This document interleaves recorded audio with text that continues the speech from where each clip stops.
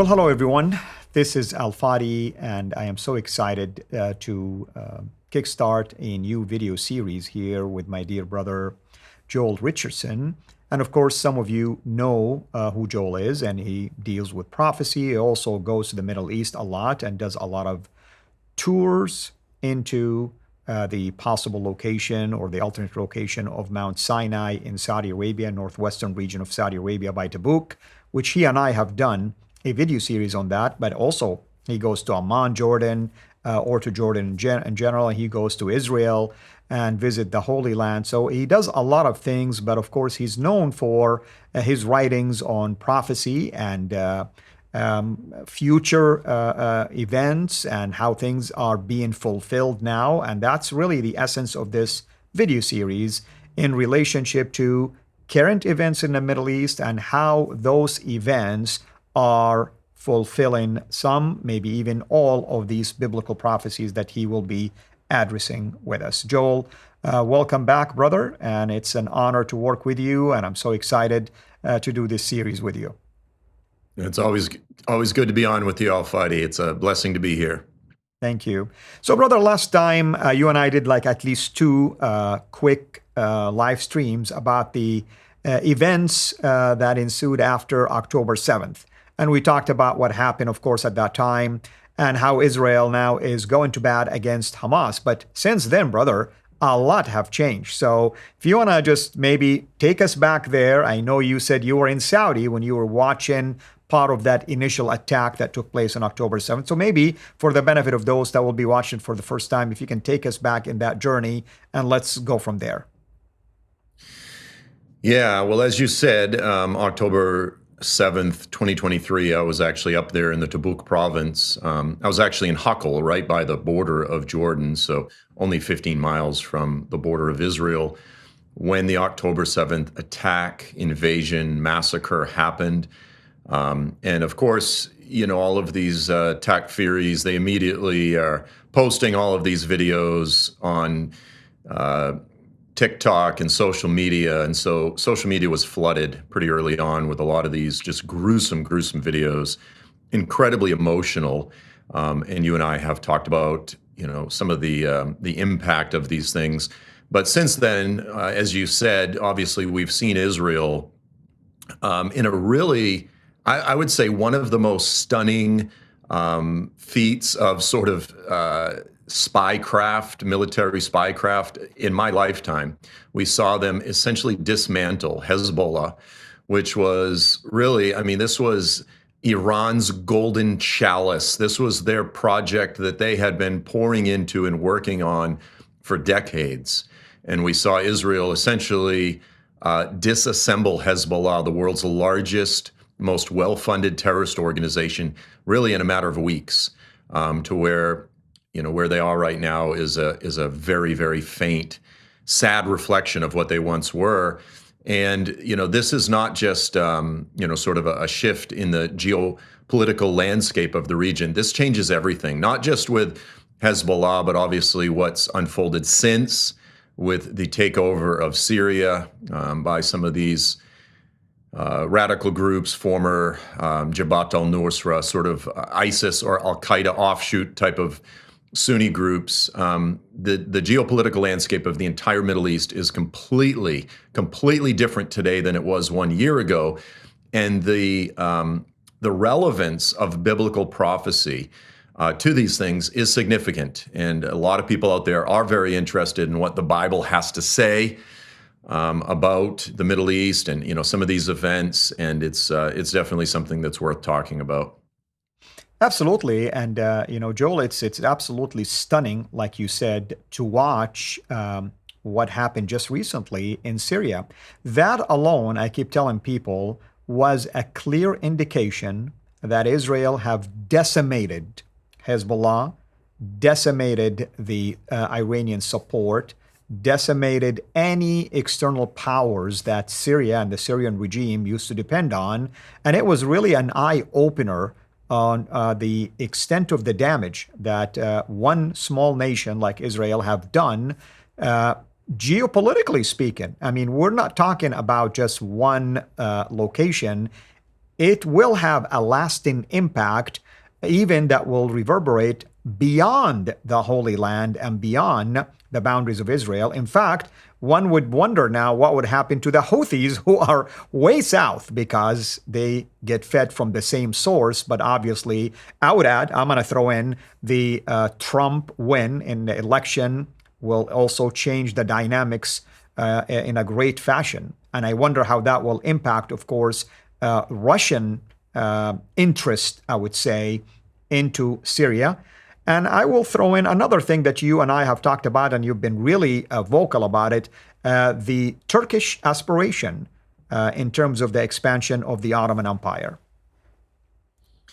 Yeah, and this is really the biggest factor in all of this. And I think we'll take another whole session to specifically discuss this and its connection to biblical prophecy.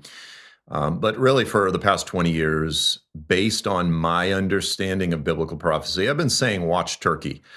So from just a geopolitical, perspective, analyzing the landscape of the Middle East, most people over the past 10 years plus would say that Iran has always represented the single greatest threat to Israel, to the region, to the stability of the region. And not just the threat to Israel, but actually it represented the greatest existential threat. In other words, Iran and its various proxies, of whether that be Hezbollah, or the Houthis, or Bashar al-Assad in Syria, they represent the greatest potential to literally destroy Israel as a nation. And that's always been the case. Now, suddenly we've just seen, overnight, that in many ways, Iran was kind of a paper tiger. It was a lot of talk. It was not nearly as powerful as it tried to pretend or believe that it was. Israel demonstrated that. But I've been saying that in the midst of this, all eyes on Iran, watch Turkey. Watch Turkey, because from a biblical perspective, from a prophetic perspective, the Bible seems to indicate that in this period just before the return of Jesus in the last days, it would actually be Turkey. And when I say Turkey, let me say Asia Minor or Anatolia, because really this could include the region of Syria and parts of northern Iraq. I've said watch that area because that's the area, that's the region that the Bible emphasizes as the greatest threat against Israel in the last days. And so the events of just the past few months have suddenly caused military analysts to say, okay, we thought Iran was the biggest threat. Now everything's changed. Everything has transferred to Turkey.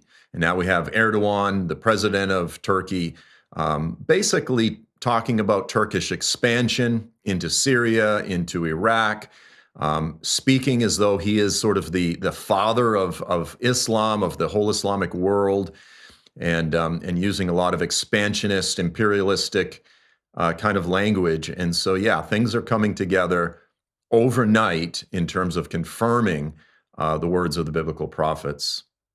Yes, that's true. I mean, in fact, interestingly enough, on Monday I was teaching at a church gathering, men's breakfast, and I gave like a quick overview, and I referenced, by the way, your teaching, and hopefully everybody will take me up on that offer and go and follow your own sessions. And I mentioned to them about that 30 minutes that you have done in your podcast, Fulfilled. That was amazing. I told them about Netanyahu holding these two maps, and hopefully we'll touch on that.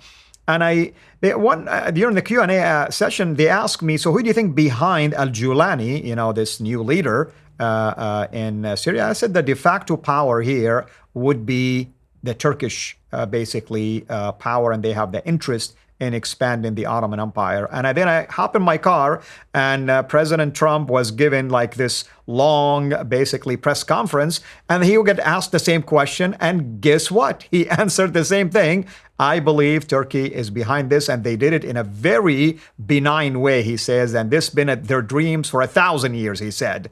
And of course, we know what he means by that, but it was really interesting that he has his hand on the pulse here and understanding what's going on. Yeah, it was good to hear that he did have an accurate assessment. Foreign policy has really been Trump's weak point, to be honest with you.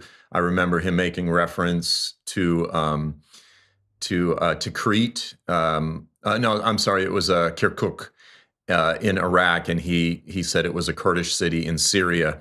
So like little details like that, it's not a strong point, but he is correct on this point that this is a victory in Syria for Turkey, for Erdogan, for the Islamists, for the Sunnis, and it's a loss for Russia, it's a loss for Iran, and for that reason, it's a complete game changer throughout the Middle East.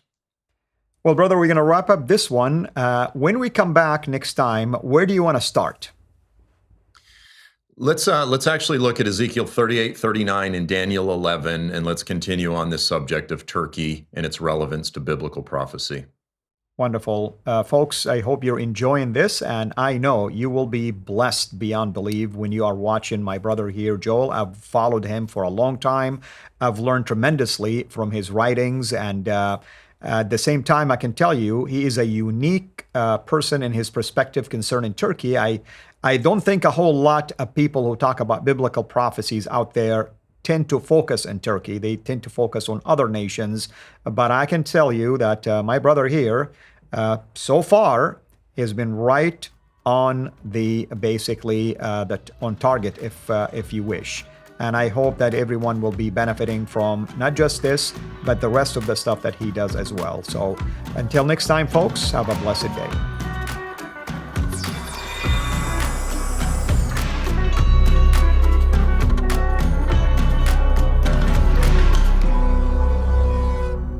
Thanks for watching. Please like, subscribe, share, and comment. And ring the bell so you will be notified when we release new content. Our mission is to reach Muslims with the gospel of Jesus Christ and help Christians engage with their Muslim neighbors. If you want to join us in this life-changing work, please support us on patreon.com/CIRA International, or just click on the link below.